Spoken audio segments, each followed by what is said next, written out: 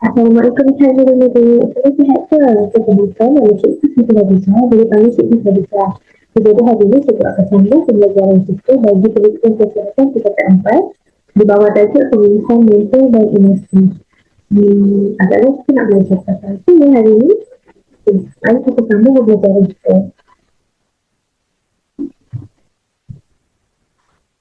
Awak murid-murid, apa yang berlaku ni? Mari kita saksikan video ini.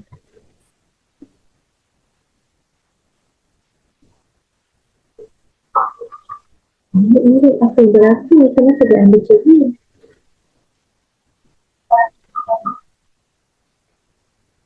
Kenapa dia berasa macam tu?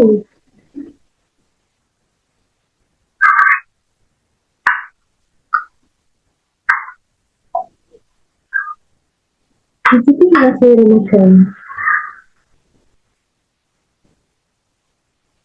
Tidak mahu menjawab kau juga.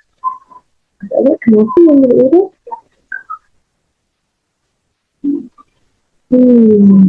Macam serius kan perkara ni? Okay, baiklah. Murid berdasarkan situasi yang kita lihat tadi, apa yang sedang dialami oleh pelajar tersebut? Siapa yang tahu? Kerana dia kelihatan letih, kurang bertenaga, menunjukkan perasaan sedih, kemudian dia hilang selera makan dan menjauhkan daripada orang lain kan? Okay, jadi murid-murid semua itu adalah orang yang mengalami kemiringan. Apa itu kemiringan? Okay, kemiringan ialah major depressive disorder dari segi saintifik merupakan salah satu penyakit mental yang mempengaruhi emosi, sikap, cara berfikir seorang. Hal ini boleh menjejaskan kehidupan harian dan tingkah laku seorang untuk tempoh yang berpanjang. Jadi ini sering berlaku dalam kalangan remaja. Jadi ini adalah sesuatu yang ramai orang tidak ambil kisah perkara ini. Jadi berdasarkan video dan juga murid-murid saya tahu apa itu kemiringan. Jadi hari ini kita akan belajar tentang apa?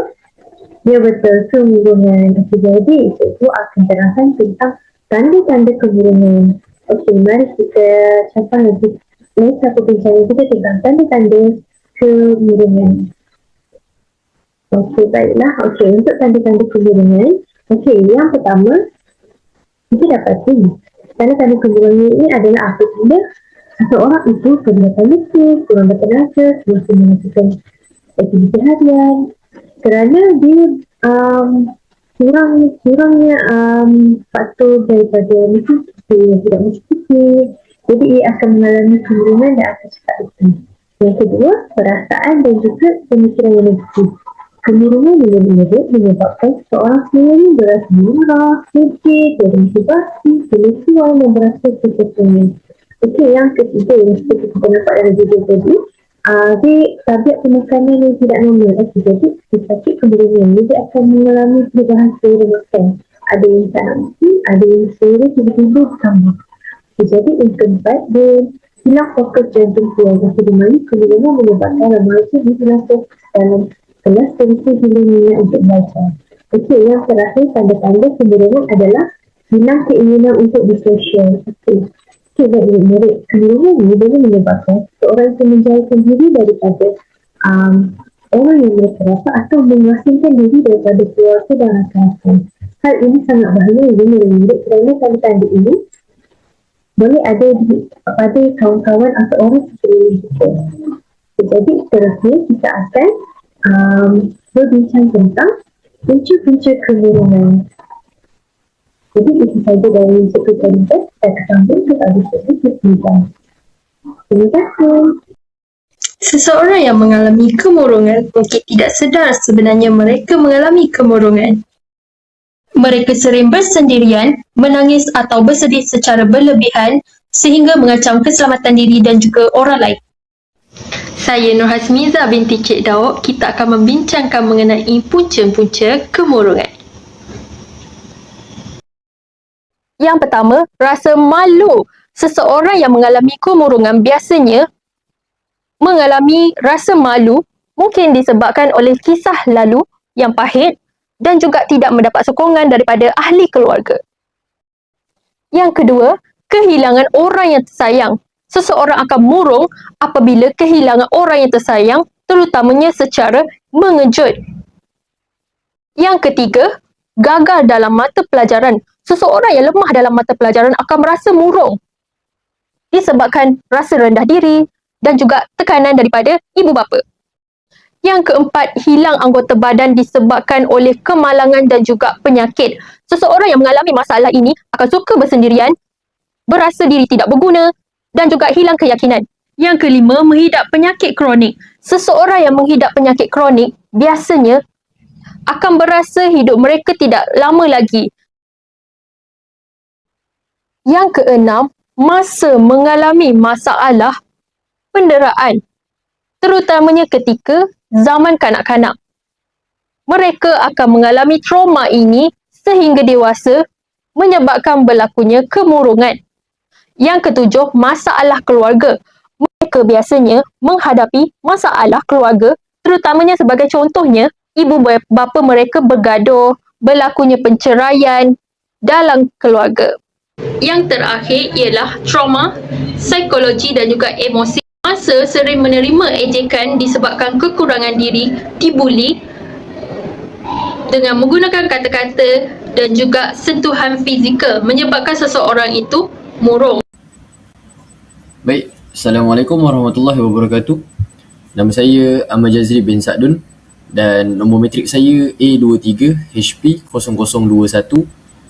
Untuk hari ini saya akan membincangkan tentang cara mengurus kemurungan. Seperti yang kita telah tahu punca-punca kemurungan pada sesi yang lepas. Untuk cara mengurus kemurungan daripada segi aspek kerohanian, iaitu yang pertama adalah amalan kerohanian mengikuti agama masing-masing.